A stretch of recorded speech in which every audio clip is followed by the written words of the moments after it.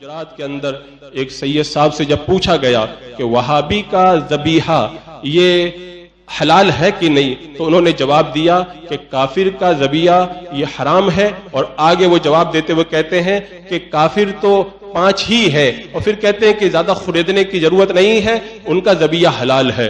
अब आप अपने सीने पे हाथ रख करके बताएं, 100 साल से ज्यादा हमारे सारे अकाबिरीन, सारे उलमा, सारे फुक़हा, मुहद्दिसीन सब यही फतवा देते रहे कि वहाबी का ज़बीहा हराम है। अब अगर कोई ये कहता है कि ज्यादा खरीदने की जरूरत नहीं है और उनका ज़बीहा हलाल है, वो क्या कर रहा है? आप इसकी तह में उतर करके देखें, कितना बड़ा फितना ये आपको नजर आएगा। उन्होंने कहा कि मुसलमान काफिर सिर्फ 5 हैं जिनके ऊपर कुफ्र का फतवा लगाया गया। अगर 5 को सिर्फ काफिर कहा जाए और बाकी वहाबिया अगर कुफ्र में मुब्तला नहीं है, तब उनसे निकाह भी जायज हुआ, उनके साथ में मेल जोल रखना भी जायज हुआ, उनकी शादी बियाह में शिरकत भी जायज हुई, उनका ज़बीहा भी हलाल हुआ, उनके साथ रिश्तेदारी भी सही हुई, उनके जनाजे की नमाज के अंदर शिरकत भी जायज हुई। आप मुझे बताएं, फिर 100 साल से लेकर के ज्यादा अरसा गुजर गया, जितने मुनाजरे हो रहे हैं, क्या सारे उलमा गलत हैं जो उनसे मुनाजरा कर रहे हैं? 100 साल से ज्यादा के अरसा से हिंदुस्तान और पूरी दुनिया के जगहों से जो उनके खिलाफ फतवा निकल रहा है, वो सारे फतवे गलत हैं, वो सारे उलमाए हक क्या गलती के ऊपर हैं? और अब तक जिन हजरात ने उनके खिलाफ फतवा दिया, क्या उनके ऊपर कोई हुक्म लागू होगा? अजीज़ान मुकर्रम, अगर गौर करें तो ये बात बहुत दूर तक चली जाएगी। इसका मतलब तो ये हुआ कि अब तक जो होता आया सब गलत होता आया। ये असल में ये भी एक बहुत बड़ी प्लानिंग है। काफी जमाने से लोग ये चाह रहे हैं कि आला हजरत रज़ी अल्लाह तआला अन्हु के अफकारो नजरियात को जो है वो रद्द किया जाए, लेकिन ये आसान काम नहीं है। तो उन्होंने इस तरह से गलियां निकालना शुरू कर दिया। अल्हम्दुलिल्लाह उलमाए हक मौजूद है, हक की राहों के अंदर रोड़ा डालने वालों को इंशाअल्लाह कयामत तक जवाब देते रहेंगे। और ये बड़े ताज्जुब की बात है, वो सैयद साहब जो ये कह रहे हैं कि उनका ज़बीहा हलाल है, उनसे जब ये पूछा गया कि मक्का और मदीना के इमाम के पीछे नमाज पढ़ना जायज है कि नहीं, वो कह रहे नमाज पढ़ना जायज नहीं है। का क्यों? का इसलिए कि वो तवस्सुल वसीला बनाने वालों को मुशरिक कहते हैं, तो उनकी नजर में हम मुशरिक हुए और हमको मुशरिक कह के वो खुद काफिर हो गए। मुझे बताएं, फिर आप 5 को तो कह रहे काफिर हैं, आप सारे मक्का और मदीना में घूम करके देख करके आए हैं कि किस किस का अकीदा क्या है और कौन कौन जो है वो कुफरी अकीदा रखता है। जब आप किसी को देख करके नहीं आए और एक आम हुक्म बयान कर रहे हैं, किसी के पीछे वहां पे नमाज जायज नहीं है, और यहां पे आते हैं तो कहते हैं सिर्फ 5 के ऊपर कुफ्र का हुक्म है, बाकी का ज़बीहा हलाल है। ये कितनी सख्त बात है। और एक बात और आप सुने, वो खुद ये कहते हैं कि मेरा मौक़िफ़ वही है, मैं उसी को हक समझता हूं जो आला हजरत रज़ी अल्लाह ताला अन्हु के अफकारो नजरियात के ऐन मुताबिक हो। तो क्या आला हजरत रज़ी अल्लाह ताला अन्हु का यही नजरिया है कि 5 के अलावा बाकी किसी को काफिर न कहा जाए, उनका ज़बीहा हलाल है, उनसे निकाह जायज है? आला हजरत रज़ी अल्लाह ताला अन्हु ने जब इनकी कुफ्री इबारात को जमा किया, उलमा के सामने पेश किया और 5 के खिलाफ कुफ्र का फतवा आया, उसके बाद की आप सुने, आला हजरत रज़ी अल्लाह ताला अन्हु ने फिर आखिर के अंदर यह फरमाया था कि इस जमाने के अंदर अब कोई ऐसा वहाबी नहीं बचा है जिसकी बिदअत कुफ्र से कम हो, यानी चाहे वो मुक़ल्लिद हो या गैर मुक़ल्लिद, अब सब के सब जो है वो इस कुफ्र के अंदर मुब्तला हो चुके हैं। तो आला हजरत को जब आप फॉलो कर रहे हैं, ऐलान भी कर रहे हैं मैं आला हजरत की तालीमात ही को मानता हूं, तो आला हजरत रज़ी अल्लाह ताला 5 नहीं बल्कि सबके बारे में फतवा रज़िया शरीफ के अंदर साफ तौर पे लिखा। अब कोई ऐसा जमीन पे बचा ही नहीं है वहाबी जिसकी गुमराही कुफ्र से घिरी हुई हो।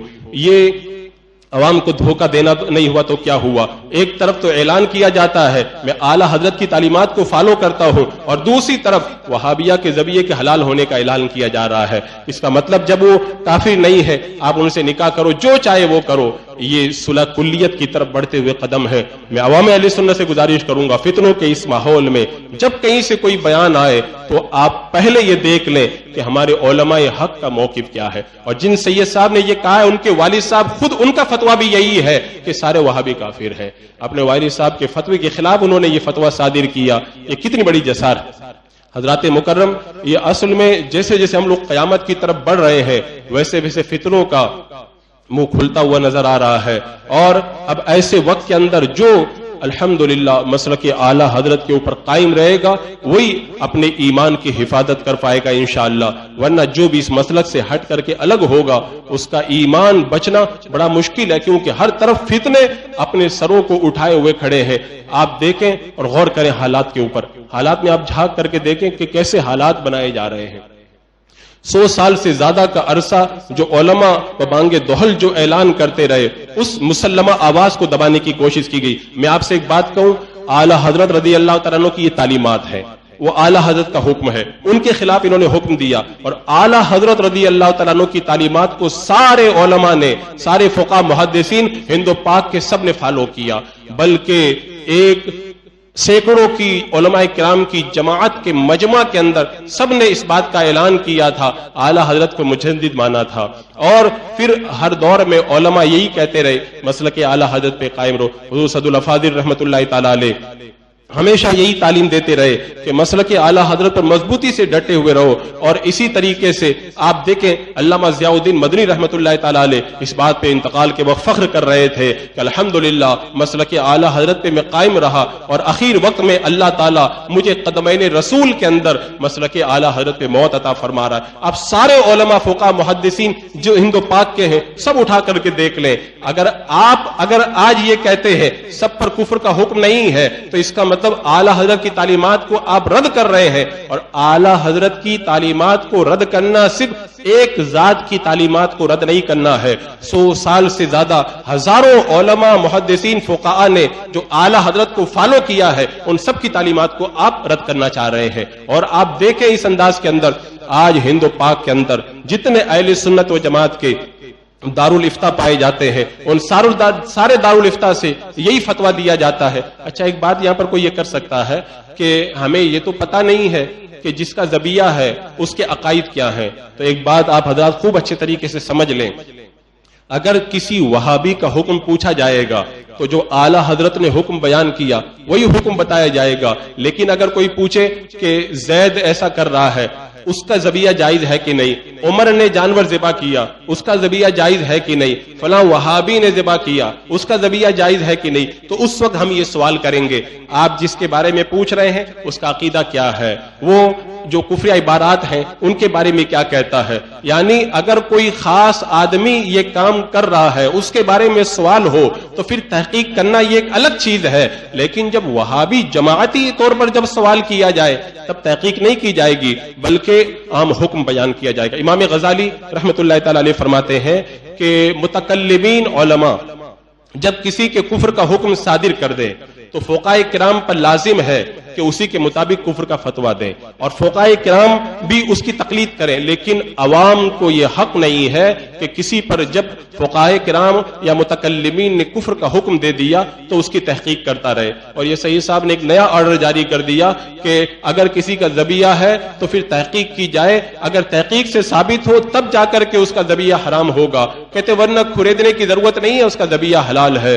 یہ کتنے بڑے فتنے کا دروازہ کھولنا ہے۔ اور اس کی روشنی کے اندر اگر دیکھا جائے کہ اگر سب واقعی عوام وہابیہ کو اگر آپ مسلمان قرار دیتے ہیں تو پھر شادی بیاہ کا ماحول بھی پیدا ہوگا، رشتہ داری بھی پیدا ہوگی، دوستی بھی پیدا ہوگی، ان کے ساتھ میں معاملات بھی قائم ہوں گے، اور پھر ان کے جنازے میں لوگ شرکت بھی کریں گے۔ پھر مجھے بتاؤ کہ ایک زمانے سے علماء حق نے جو مل کر کے شریعت مطہرہ کی روشنی کے اندر حق حکم بیان کیا تھا اس کا پھر کیا جواب ہوگا؟ میں کہتا ہوں یہ سراسر صلح کلیت ہے جس کی بنیاد ندوہ میں رکھی گئی تھی۔ اس دور کے علماء نے ندوہ کو نکار دیا تھا اور بھرپور طریقے سے اس کا رد کیا تھا۔ اس دور کے اندر بھی اگر اس طرح کی صلح کلیت کو کوئی رواج دیتا ہے تو علماء حق اور عوام حق کے اوپر یہ ذمہ داری عائد ہوتی ہے کہ ایسے افکار و نظریات کا رد کریں، ورنہ پھر مرنے کے بعد رب کی بارگاہ کے اندر جب پیشی ہوگی اور بد مذہبوں کے حوالے سے نرمی کی گئی تو پھر اللہ تبارک و تعالیٰ کی بارگاہ میں بندہ کیا منہ دکھائے۔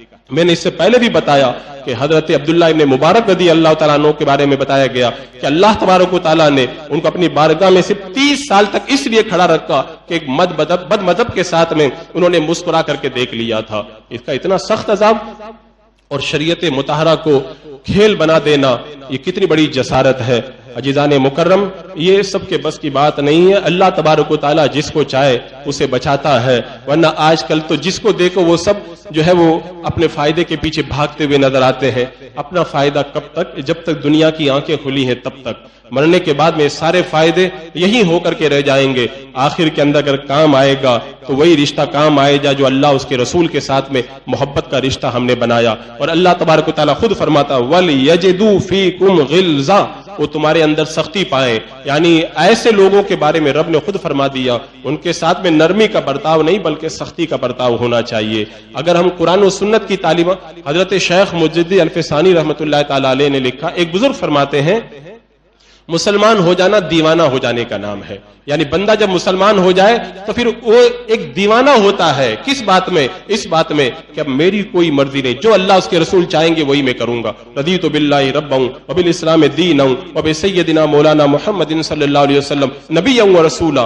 बंदा जब मुसलमान हो जाता है तो हर तरफ से आंख और कान बंद कर लेता है। वो सिर्फ इतना जानता है अल्लाह क्या चाहता है, उसके रसूल क्या चाहते हैं। कुरान की आयतें पुकार रही है, हादीस तैयबा पुकार रही है कि इस तरह के अकायद वाले मोमिन नहीं है और इस तरह के गलत अकायद वहाबिया में मौजूद है। अब उसके बावजूद भी अगर कुरान और सुन्नत की तमाम नुसूस से मुंह मोड़ करके अगर कोई खुद जो है वो गलत करता है और कौम को गलती की तरफ ले जाता है, तो जो अहले बसीरत है और जिनकी निगाहें खुली है उनको समझना चाहिए और सही रास्ते पे चलकर अपनी दुनिया और आखिरत को आबाद करना चाहिए। अल्लाह तबारक व तआला हमें हक के ऊपर इस्तिकामत अता फरमाए, हर तरह के गुमराह और बद मज़हबों से हमारे